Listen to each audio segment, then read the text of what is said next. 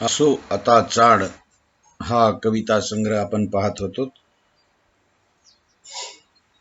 या कविता संग्रहावरच्या काही ज्या समीक्षा आहेत त्या समीक्षांचा विचार आपण करणार आहोत. या कविता संग्रहाची जी समीक्षा आहे ती समीक्षा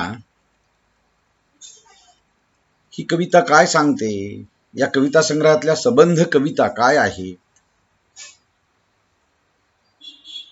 तर असो आता चाड हा जो कविता संग्रह आहे हा माती नाती आणि भवताल यातील विस्थापनामुळे माणूस म्हणून माणसाचं अस्तित्वच नाहीसं होणं, वजा होत जाणं, हे या कविता संग्रहामध्ये प्रकर्षानं जाणवतं. हा कविता संग्रह याच्यासाठी अतिशय महत्वाचा हा कविता संग्रह आहे. मानवी जीवनातल्या विस्थापितांच्या दुःखाचं वर्णन या कविता संग्रहामध्ये आलेलं आहे. एक गाव मरताना मी पाहिलंय किंवा प्रार्थनेची ओळ आणि जहाल पान लागलं, या 3 विभागातून ही कविता भौगोलिक, आर्थिक, शारीरिक, मानसिक आणि भावनिक विस्थापितांचे किंवा विस्थापनाचं वास्तव हे आपल्या समोर ठेवते. आता अपरिहार्यपणे काही गोष्टी लादल्या जातात.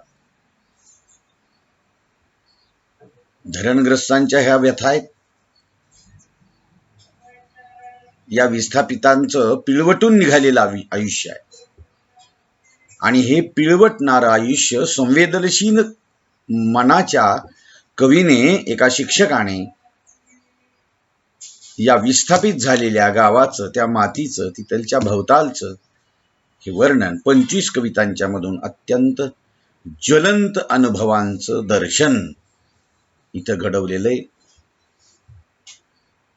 कवी जो जीवन जगतो त्या जगण्याला थेट तो भिडतो.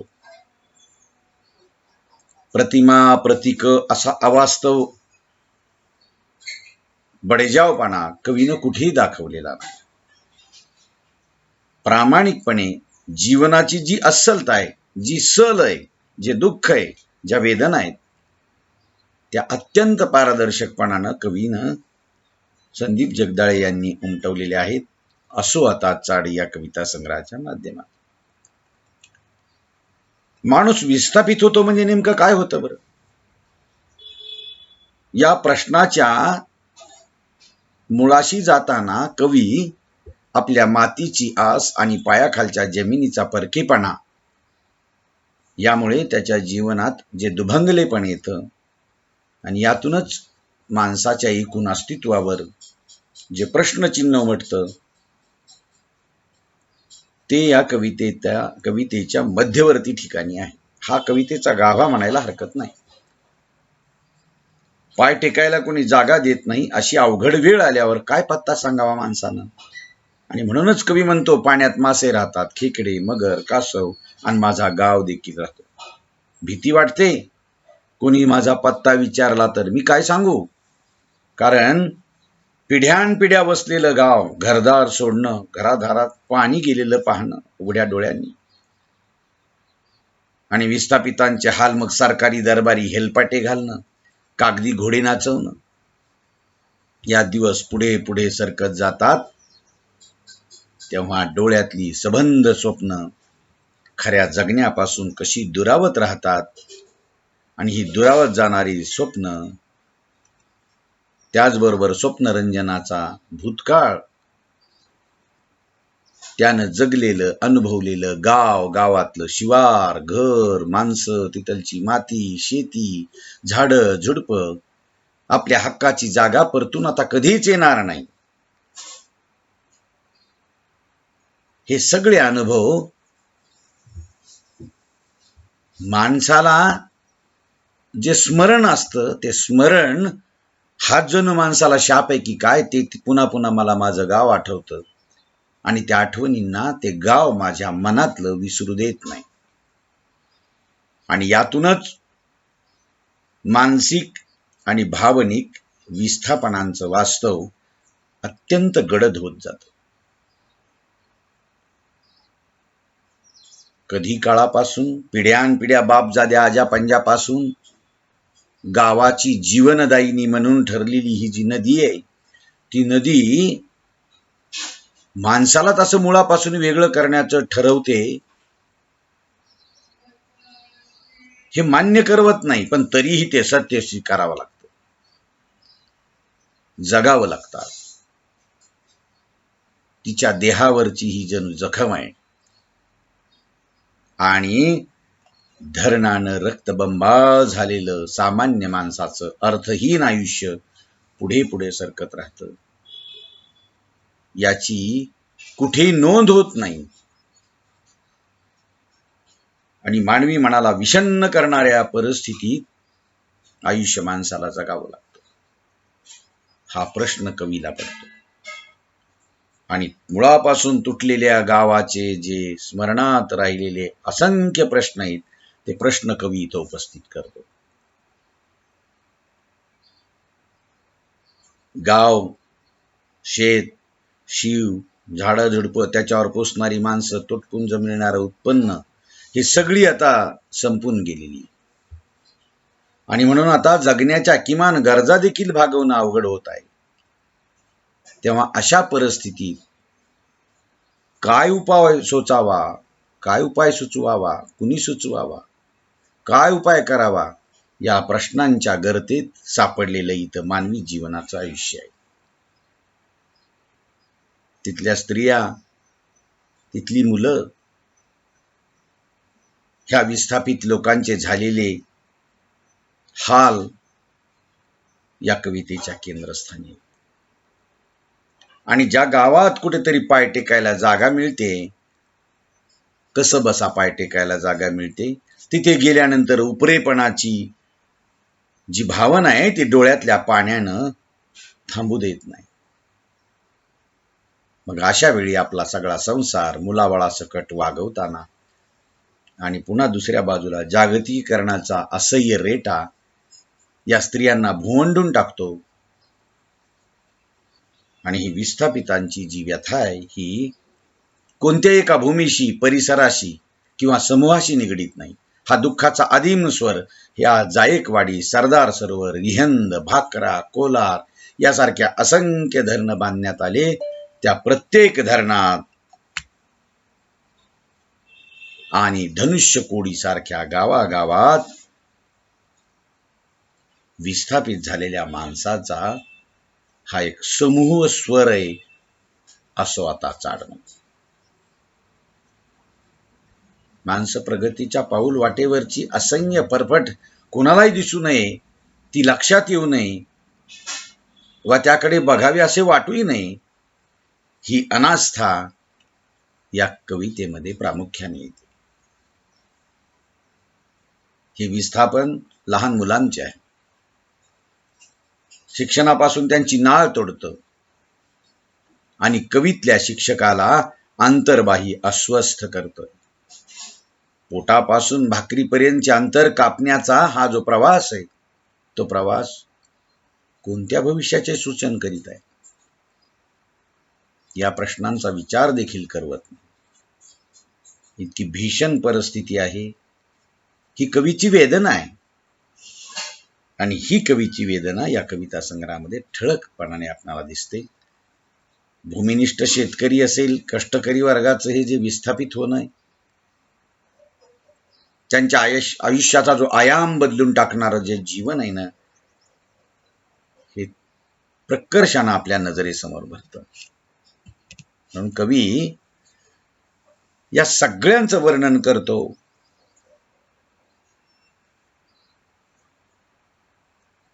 जीवनाची अनिश्चितता, विस्थापितपणामुळे आलेली अस्थिरता, या सगळ्यांनी अशा विस्थापित झालेल्या लोकांचं आयुष्य व्यापल्या जातं आणि मग यावर उपाय म्हणून श्रमाची, कष्टाची ही काळजी दूर करण्यासाठी किंवा ही काजळी दूर करण्यासाठी धडपड करणं आणि तळहाता एवढी तरी सावली या मुलांना देता येईल का, एवढी एकच गोष्ट या विस्थापित मुलांसाठी आपल्या जवळ आहे, याचं सजग भान कवी जवळ आहे. आणि हेच भान कवी या कवितांच्या मधून या संबंध समष्टीला देऊ पाहतो. परंपरेनं रूढार्थानं आपण पुस्तकी शिक्षणात पुस्तकी ज्ञान म्हणजे ज्ञान जे मिळतं पुस्तकी शिक्षणातून मिळतं, जीवनाच्या अनुभवाची नोंद नसणं आणि खऱ्या अनुभवांना शिक्षण व्यवस्थेत कुठेच स्थान नसणं, हे जळजळीत वास्तव कवी आपल्या समोर ठेवतो. जीवनालाच निरुत्तर होण्याची वेळ या विस्थापनानं आपल्यावर आणलेली असं त्याला वाटतं. घेतलेले निर्णय आणि केलेली कृती काळानुसार सुसंगतही असेल सरकारी यंत्रणेनं केलेले, परंतु जीवनाभिमुख नसल्यामुळे त्यानं होणारे प्रचंड हाल कवी आपल्या डोळ्यासमोर उभे करतो. तो म्हणतो, आपण थाळा वाजवून साप घरात घेतले आणि भरली दावण बाजारात उभी करू, आणि मग नुसतंच दाव सावरत घरी परतण्याची मरणवेळ आली आपल्यावर. काळ्या कसदार या मातीपासून सुरू झालेला आपला प्रवास आणि समाधान वाटून घेण्याच्या दिवसाची वहिवाट आता राखता आली नाही आपल्याला. या सगळी दुःखाची सल कवी कवितेत व्यक्त करतो. बदलतं सामाजिक वास्तव ते भवतालचं हे भीतीचं वास्तव आहे. अनेक लेकींचे संसार वाचविण्यासारखे किंवा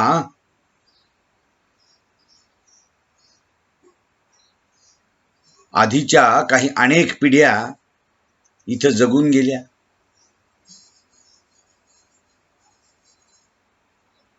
आपल्या आधीच्या देखील कितीतरी पिढ्या इथं शब्द या गावात त्यांनी जपला असेल. आणि ही कवीला त्याच्या मनाला लागलेली एक बोच आहे, ती तो व्यक्त करतो काही कवितांच्या मध्ये. अत्यंत अस्वस्थ करणारं इथलचं भवताल आहे. इथलच्या विस्थापनानं प्रचंड हाल केलेले आहेत. या विस्थापनामुळे भौगोलिक विस्थापन झालेलं आहे आपलं, त्याच्यामुळे भावनिक दुभंगले पण येत आहे. इथं मानसिक कोंडमारा होतो, एकाकी पण येतं, उपरेपणा जाणवतो आणि जगण्याच्या प्रश्नातील गुंतागुंत जटिलता इथं वाट्याला येते, आर्थिक हतबलता येते. अशा अनेक प्रश्न त्याच्या समोर उभे असतात आणि त्याचं उत्तर त्याला सापडत नाही. आणि या सगळ्यांच्या मध्ये जगणंच माणसाचं संकुचित होऊन जातं. अशा वेळी कोणत्याही अनुकरणात न अडकलेली ही जी कविता आहे ना, ही कविता किंवा असो चाड हे कविता संग्रहातल्या सबंध कविता जळजळीत वास्तवावर बोट ठेवतात, त्यावर नेमकेपणानं भाष्य करतात. आणि हे भाष्य करताना वास्तवावर जळजळीत बोट ठेवताना कवी कुठेच अभिनिवेश दाखवत नाही. या कवितांच्या मधून एक अंतसूत्र आहे विस्थापितांचं, जे त्यांना परस्परांशी बांधून ठेवतं. आणि हेच अंतस्थ धागा पुढे पुढे नेत असतो. हे सगळं लिहित असताना कवी कोणताही उपदेश किंवा उपाय सुचवणं हे कवीला अभिप्रेत नाही, तर आहे त्या वास्तवाकडे निर्देश करत त्यामागील कारणांचा शोध ही कविता घेऊ पाहते. आणि हे वास्तवांचा शोध घेत असताना, कारणांचा शोध घेत असताना त्यातील दाहकतेकडे स्पष्ट निर्देश करीत वाचकाला अस्वस्थ करते, अंतर्मुख करते. निव्वळ ग्रामीण किंवा कृषीवल संस्कृतीची ही कविता आहे असं म्हणता येत नाही. ही कविता विविध काळातील प्रश्न, धरणांसारख्या विस्थापित गावांचे प्रश्न हे प्रामुख्याने या कविता संग्रहामध्ये आलेले.